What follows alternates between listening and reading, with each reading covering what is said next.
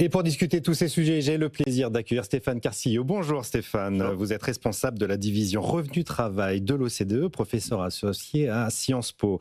Patrick Artus, économiste et conseiller économique de la société de gestion OSIAM. Bonjour Patrick. Et Ronan Lemoyle, fondateur d'Épopée Gestion, un fonds d'investissement régional. Bonjour Ronan, bienvenue à tous les trois. Alors je le disais, à Matignon, on fait des zigzags. D'un côté, on repousse les assauts sur la fiscalité du capital, taxe Zuckman, retour de l'ISF, quand de l'autre, hier, le Premier ministre Sébastien Lecornu a demandé aux représentants du socle commun d'accepter ce débat sur la justice fiscale, les hausses d'impôts. C'est le grand retour du débat fiscalité du travail, fiscalité du capital. Patrick Artus, on commence avec vous, un débat qu'on a connu en 2012. Oui, mais ce qu'il faut voir, c'est que d'abord la France est un pays qui redistribue énormément. Et donc l'INSEE montre que le rapport de revenus post-redistribution, y compris en incluant dans la redistribution les services publics gratuits, oui. L'éducation, la santé, est de 1 à 3. Donc c'est un pays où il y a énormément de redistribution, donc il n'y a pas d'anomalie post-redistribution sur les inégalités de revenus. Et donc, il y a la seule anomalie, on sait, c'est l'anomalie sur l'élargissement des inégalités patrimoniales, oui. Et qui évidemment la hausse de la valeur des entreprises et la hausse du marché boursier profitant plus aux gens qui ont des revenus élevés qu'aux gens qui ont des revenus faibles. Et donc, quand on parle de justice fiscale, il faudrait dire que c'est... l'objectif doit être de stabiliser les inégalités patrimoniales au niveau actuel. Donc pour ça, il faut taxer le capital. Oui, mais alors d'abord que vous n'avez pas envie de taxer le capital professionnel, et puis vous avez déjà une taxe sur le capital immobilier, qui est l'IFI. Et donc la seule marge de manœuvre, c'est la taxe foncière. Oui, et c'est de taxer le capital, la richesse financière non professionnelle.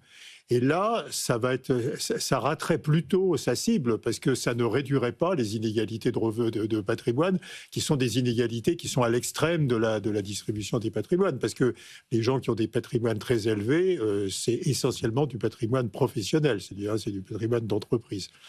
Et puis, ce qu'on peut tirer d'une taxation du patrimoine, c'est probablement... au mieux 1 milliard d'euros, je dirais. Donc, ce n'est pas à la hauteur des besoins du tout.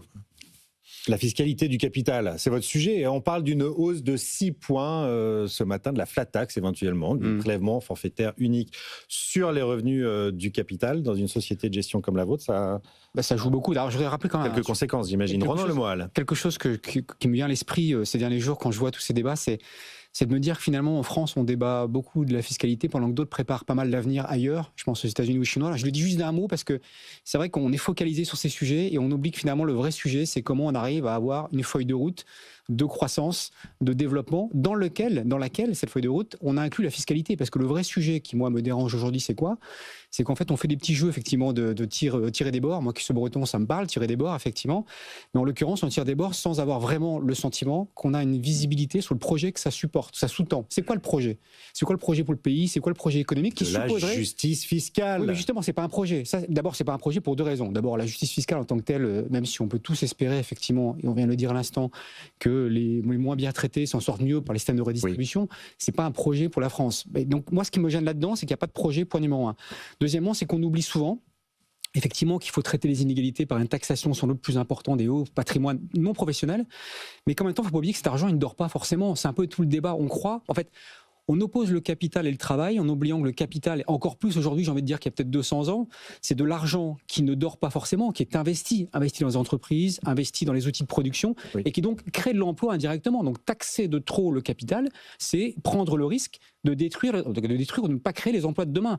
Donc c'est ça qui me gêne le plus aujourd'hui, c'est que, encore une fois, dans le débat politico-économique, on scinde des sujets, on rend les choses étanches en se disant d'un côté, il y a la hausse de la fiscalité, de l'autre côté, il y a l'économie. Non, tout ça, ça va de pair. Et si on ne travaille pas bien un projet global, eh bien, par la simple fiscalité, on peut créer des situations où, effectivement, aujourd'hui, les chefs d'entreprise sont inquiets, par exemple. Stéphane Carcillo, je le disais tout à l'heure, on revient un peu au débat de 2012, fiscalité du travail versus fiscalité du capital. Vous êtes le responsable de la division revenu du travail de l'OCDE.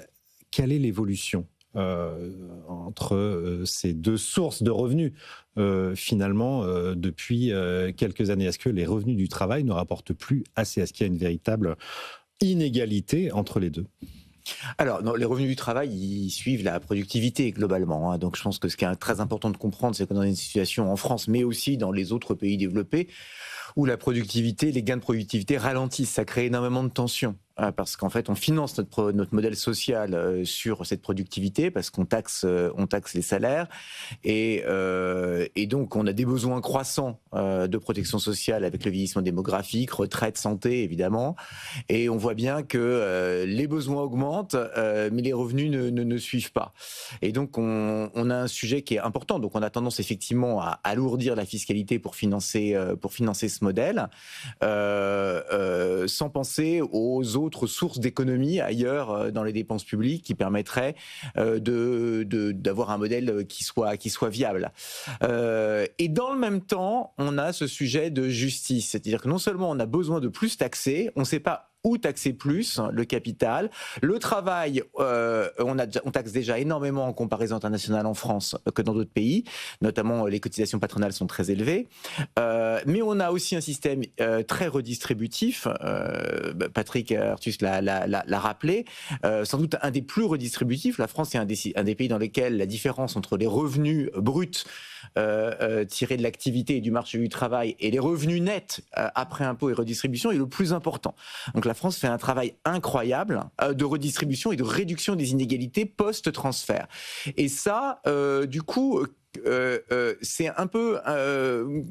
c'est un travail qui est incroyable, qui nécessite en fait de réduire notamment le coût du travail sur les bas salaires, ce qui est une forme de redistribution, parce qu'en fait on subventionne l'emploi des peu qualifiés. Oui, on a les exonérations de charges pour ça. Voilà, ce qui fait de la prime d'activité pour augmenter les revenus des personnes qui travaillent aussi à bas salaire. Et dans le même temps, on voudrait aussi générer plus de recettes pour financer le projet. Donc on est dans une sorte de contradiction. On a besoin de plus d'argent. En même temps, on va alléger encore plus la charge sur les bas salaires pour faire de la redistribution. On voit bien qu'on atteint la limite. La solution, c'est de taxer les plus riches. Facile. On voit bien qu'on atteint la limite là, parce qu'en fait, si on fait par exemple de la CSG progressive, comme on l'a entendu, on va certes augmenter les revenus des personnes qui sont tout en bas de l'échelle, mais ce sont des personnes qui, au cours des 4 dernières années, ont plutôt moins souffert de l'inflation, même s'ils n'ont pas des revenus très élevés, que les salaires plus élevés. Et surtout, on n'a pas arrêté de dire qu'il y avait des trappes à bas salaire issues du système fiscalo-social. Donc la CSG progressive, ça va alourdir les trappes. Ça va rendre encore la progression salariale encore plus coûteuse et moins intéressante d'un point de vue fiscal. Donc on voit qu'on a cette tension entre les deux, et de l'autre côté on nous dit il faut taxer les revenus effectivement très élevés, mais les études montrent que il y a une vraie progressivité de l'impôt sur les revenus, jusqu'à au moins le 0,1% des revenus les plus élevés.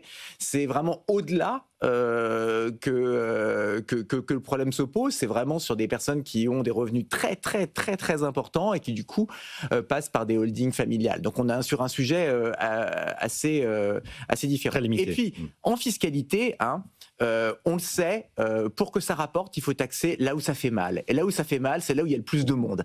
Donc c'est malheureusement la réalité. Rendement, oui. La réalité, elle est là. La réalité, c'est ce qu'a rappelé Patrick, c'est qu'en fait, tout en haut, oui, il y a des gens qui ont beaucoup de moyens, mais qui paient déjà pour la plupart énormément d'impôts, et ils sont très peu nombreux. Donc là où l'impôt rapporte énormément, c'est là où il y a une masse importante de personnes. Donc on est dans une contradiction. On veut plus de recettes, en même temps plus de justice, dans un système qui est déjà hyper redistributif, un des plus redistributifs au monde, et on ne se pose pas la question de la viabilité du système dans son ensemble à long terme. Oui, des effets de bord, parce que donc je rappelle que la proposition du contre-budget du Parti socialiste est d'abaisser la CSG sur les salaires entre 1 et 1,4 SMIC. Ce que vous nous dites là, c'est attention aux trappes à bas salaire. On n'est pas sûr d'arriver effectivement au résultat que l'on souhaite. Patrick Artus, on a les moyens de baisser l'impôt sur les classes moyennes, puisque la masse, ce sont les classes moyennes. Si on baisse, c'est aussi de grosses pertes de recettes, mais c'est ce que demande, c'est ce qu'avance en tout cas Sébastien Lecornu dans ses propositions. Le problème, c'est que, même si l'horizon peut être assez lointain, il va falloir qu'on stabilise la dette publique en pourcentage du PIB. Hein. Et pour stabiliser la dette publique en pourcentage du PIB, il faut réduire le déficit public d'à peu près 130 milliards d'euros. D'ici 2029. En plus, on veut dépenser plus dans les dépenses militaires. On veut mettre en œuvre certains des investissements préconisés par le rapport Draghi, etc. Donc on est dans une logique d'augmentation des investissements publics liés à la transition énergétique, liés au numérique, et d'augmentation des dépenses militaires. Et puis, il faut trouver 130 milliards simplement pour... Et donc, toute taxation du capital est dérisoire par rapport aux besoins de réduction du déficit public. Si on fait 3 points de hausse de la flat tax, ça rapporte à peu près 700 millions d'euros. Si on fait un point d'impôt sur la fortune non professionnelle, ça rapporte à peu près 1 milliard d'euros. Donc c'est des sommes dérisoires.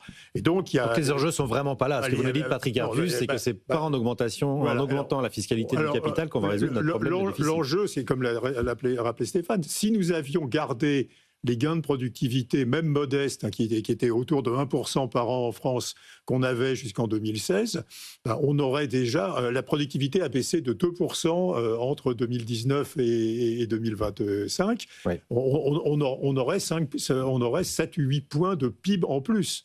Hein, et donc, on n'aurait pas de problème de fiscalité, on pourrait faire des dépenses d'investissement.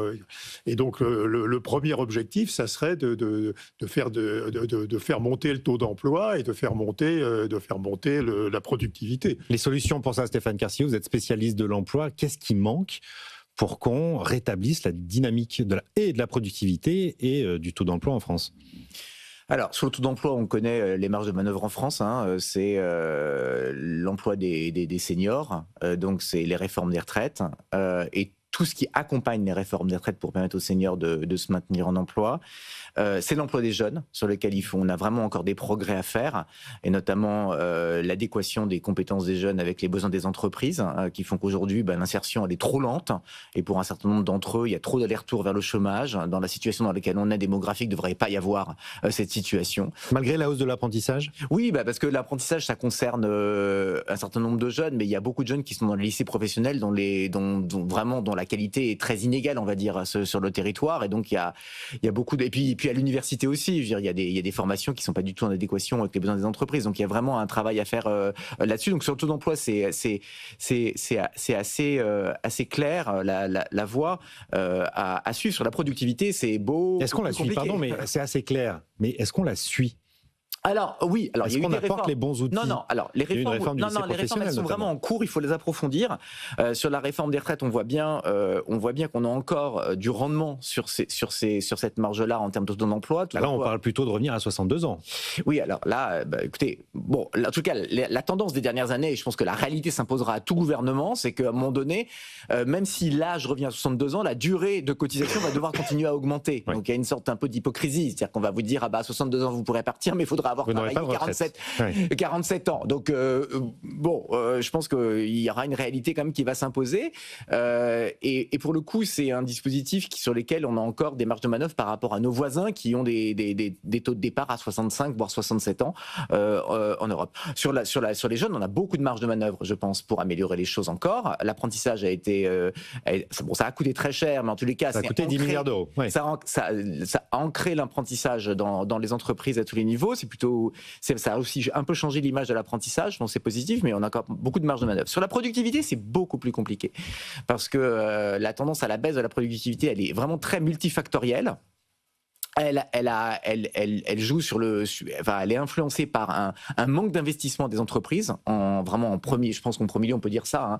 Il y a un problème d'investissement dans les entreprises, notamment d'investissement dans les nouvelles technologies, dans les TPE, PME, qui est un point faible, notamment en France. Mais il y a aussi un problème de vieillissement démographique. Il y a le ralentissement de la globalisation et de la mondialisation qui aussi pèse sur la productivité. Il y a beaucoup de facteurs. Donc c'est quelque chose sur lequel il faut travailler, notamment dans l'investissement. L'IA, c'est un espoir pour la productivité. On espère que ça va avoir des effets, mais encore faut-il que ce soit adopté, notamment adopté à travers tout le tissu productif.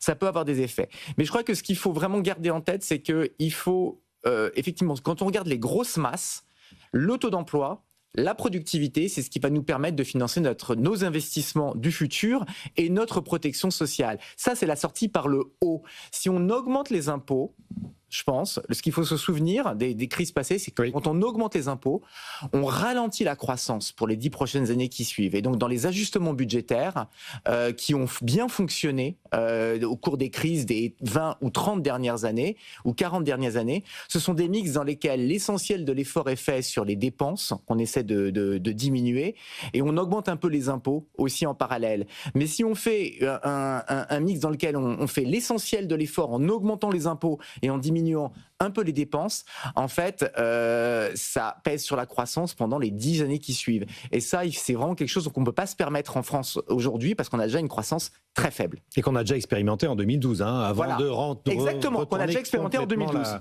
La manœuvre. Justement, il faut des chefs d'entreprise qui ont le moral aussi pour créer de la croissance. Et on a ce sondage exclusif en une de la Tribune aujourd'hui, les patrons au bord de la crise de nerfs. C'est la une de la Tribune, 60% craignent que l'instabilité politique et le retour des hausses d'impôts ne plombent la croissance. Vous êtes un chef d'entreprise, Ronan Le Moal. Est-ce que c'est quelque chose que vous ressentez chez vos confrères ? Je suis un chef d'entreprise. Je vois les entreprises qu'on accompagne, puisqu'on investit nous-mêmes au capital entreprise. Effectivement, moi j'ai coutume de dire que la stabilité fiscale, c'est pas un cadeau qu'on fait aux entrepreneurs, c'est la condition sine qua non pour que les entrepreneurs continuent d'investir. Et aujourd'hui, ce qu'on commence à voir de manière assez forte, c'est les entrepreneurs qui peuvent avoir parfois 1000 pieds sur la balle, comme on dit, des business plans, comme on les appelle, qui sont en retard par rapport aux objectifs, des trésoreries qui commencent à se tendre, et donc une situation dans laquelle on pourrait se diriger tout doucement dans les mois qui viennent vers quelque chose d'assez noir. Parce qu'en fait, l'incertitude, c'est le pire ennemi de l'entrepreneur. L'entrepreneur, il a besoin d'un cadre, l'incertitude fiscale en tout cas. Il est habitué à fonctionner à l'incertitude, d'ailleurs c'est son métier que de la gérer, mais pourvu que le cadre fiscal soit relativement stable. Or aujourd'hui, on va bien se dessiner quand on parle de flat tax à 36%, d'augmentation de la position sur les riches, c'est un cadre fiscal changeant, mouvant, qui ne va pas favoriser la sérénité et donc l'investissement. Et d'ailleurs, j'ajouterais juste un point par rapport à ça, c'est que si le sujet, effectivement, ou un des sujets, c'est de financer un projet que je n'ai pas encore vu d'ailleurs, donc j'attends de le voir, ce projet pour la France, et en termes d'investissement, on a autre chose à faire que d'imposer. On a aujourd'hui, sans parler des plus riches, parce qu'on oppose capital à investissement. En fait, dans notre esprit, aujourd'hui en France, le capital n'est pas... C'est ça qui est terrible. Et taxable, mais n'est pas une source d'investissement pour l'économie. Il y a 2200 ou 2300 milliards, peut-être un peu plus d'assurance vie en France aujourd'hui, à peu près. Il y en a 80% investis sur les obligations d'État, donc qui financent les déficits des États. C'est-à-dire les États font quoi ? Ils ont des programmes d'investissement, ils le financent par de l'endettement, ils l'investissent assez mal en général et ils vont s'endetter chez les assureurs. Eh bien, moi, ce que je dis, c'est qu'il y aurait matière à réconcilier capital, société et projets de long terme en faisant en sorte que cet argent soit davantage fléché, on l'évoquait tout à l'heure, dans les projets de transition, qu'ils soient d'infrastructures écologiques, qu'ils soient d'investissement dans les entreprises. Donc voilà quelque chose qui pourrait être le début, sur l'angle économique seulement, parce qu'il y a bien plus de sujets que ça au niveau d'une société, d'un projet commun, de réconcilier finalement le capital, son utilisation et un projet de société. Oui, c'est vrai que le capital est souvent vu comme une source de revenus fiscaux en France, bien plus que comme un outil de la création de valeur. Patrick Artus, que disent les indicateurs avancés sur le moral des patrons aujourd'hui ? Alors, c'est très récent. Apparemment, dans les quelques derniers mois, il y a un retournement à la baisse du moral qui se voit sur les intentions d'investir, qui se voit sur les délais de paiement dans les entreprises, etc. Mais moi, je crois que le point est très important. Et l'incertitude, c'est mauvais pour l'investissement, évidemment, mais c'est aussi mauvais pour la consommation. On frise les 19% de taux d'épargne.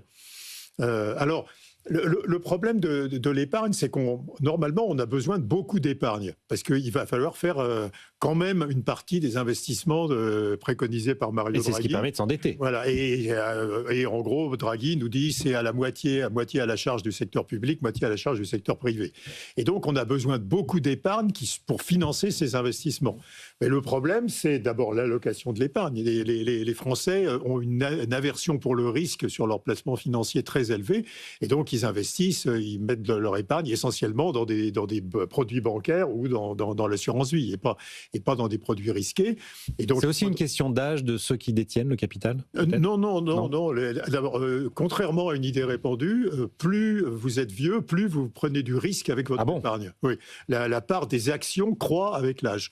C'est contre-intuitif, effectivement.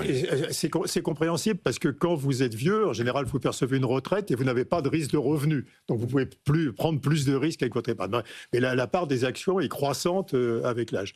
Et donc, c'est pas vrai que l'idée reçue que les vieux épargnent sans risque parce qu'ils ont peur, etc. Non, c'est complètement faux. Mais bon, il faudrait déjà réhabituer les Français à prendre plus de risques avec leur épargne. Sinon, on doit continuer à intermédier l'épargne, et l'intermédiation de l'épargne par les banques. Ça finance un peu l'économie, mais ça finance pas les start-up, pas des projets très risqués, pas des projets de très long terme, et ça finance les États, quoi. Donc, il y a un défaut d'épargne investie à risque en France, clairement. C'est un vieux sujet, ça. Hein. L'orientation de l'épargne longue vers l'économie française. Oui, je voudrais rebondir là-dessus pour dire, pas pour défendre, je suis un ancien banquier, pas pour défendre les banquiers et les assureurs, mais juste pour préciser un petit point qui est important, comme dans le contexte actuel, sur le fléchage de l'épargne. En fait, il y a effectivement la capacité que peuvent avoir les particuliers eux-mêmes à investir dans des stratégies qui sont des stratégies d'investissement de long terme, productives, faire autre chose que du livret, pour faire clair. Mais il y a aussi chez les assureurs et les banquiers aujourd'hui une capacité qu'ils ont à le faire qui est bridée.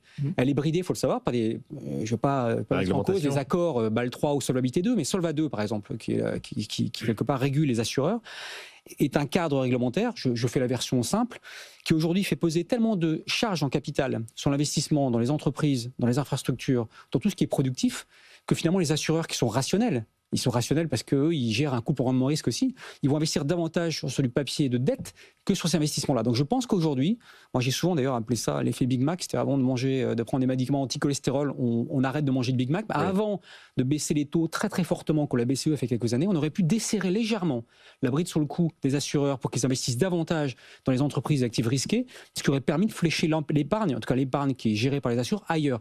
Et je crois qu'on a vraiment, encore une fois on y revient, il y a un hiatus entre un projet qu'il faut avoir pour le pays et les instruments qu'on se donne pour le gérer. Ça, c'est un exemple concret. On n'a pas le bon couteau, on n'a pas le bon outil pour finalement flécher l'épargne. Stéphane Carcillo, quand on voit tout ce cocktail qu'on vient d'évoquer dans la première partie de l'émission, quelles vont être les perspectives pour la croissance et l'emploi ? On peut un peu craindre, non, d'ici la fin de l'année, quand on voit le moral des patrons totalement en berne et que les voies et moyens de nourrir la croissance ne sont visiblement pas sur la table du prochain budget. On a une croissance qui est extrêmement molle, donc à un moment donné, je veux dire, l'emploi va finir par suivre, vraiment que les... Ça tient pour l'instant, hein. Étonnamment, on pourrait presque dire. Oui, tout à fait, à moins que la productivité moyenne, effectivement, continue à se dégrader parce qu'on garde beaucoup de gens dont on n'a pas vraiment besoin, et donc finalement la productivité baisse. C'est ce qu'on voit aujourd'hui ou pas ? C'est ce qu'on a vu, un léger rétablissement de la productivité ces derniers temps. Voilà, mais c'est vrai que ces dernières années, on a vu, effectivement, on a été surpris au cours de l'année passée, et je dirais les 2 années passées, on a été très surpris par le fait que l'emploi tenait alors que la croissance ralentissait. C'était le cas en France, c'était aussi le cas dans d'autres pays. C'est pas une situation franco-française. L'emploi, c'est pire en Allemagne. Voilà, c'est pire en Allemagne, c'est-à-dire que l'emploi a tendance à tenir très très bien par rapport à la croissance. Il y a 10 ans, le chômage aurait fortement monté, et aujourd'hui, il progresse, mais très faiblement en fait, en comparaison vraiment de ce qu'on aurait pu constater il y a quelques années. Malgré tout, à un moment donné, il y a quand même pas de miracle, c'est-à-dire que si l'incertitude est très très forte et que la croissance se rétablit pas, il y aura des ajustements qui seront réalisés. La France est dans une situation, je dirais, intermédiaire. On a quand même un taux de chômage qui reste élevé, hein, en France. Il y a plus de chômage dans les pays de l'OCDE. On est à un peu en dessous de 5% en moyenne. Quasiment en plein emploi, oui. Voilà, on est quasiment en plein emploi. Beaucoup de nos voisins sont en dessous de 5%. de taux de chômage, à l'exception l'Italie a un taux de chômage qui est plus faible que celui de la France actuellement. Aujourd'hui, les pays qui ont un taux de chômage plus élevé, c'est l'Espagne et la Grèce, et éventuellement aussi, c'est vrai, la Suède, la Finlande. Mais la Suède et la Finlande sont des pays qui ont des taux d'emploi beaucoup plus élevés que le nôtre, qui leur permettent de financer leur système social. Donc on a quand même une économie qui est relativement fragilisée par son déficit d'emploi, qui n'arrive pas à financer son modèle social et les investissements dont on a besoin. On a encore trop de chômage et pas assez d'emplois dans ce pays, et ça c'est vraiment, et pas assez de productivité.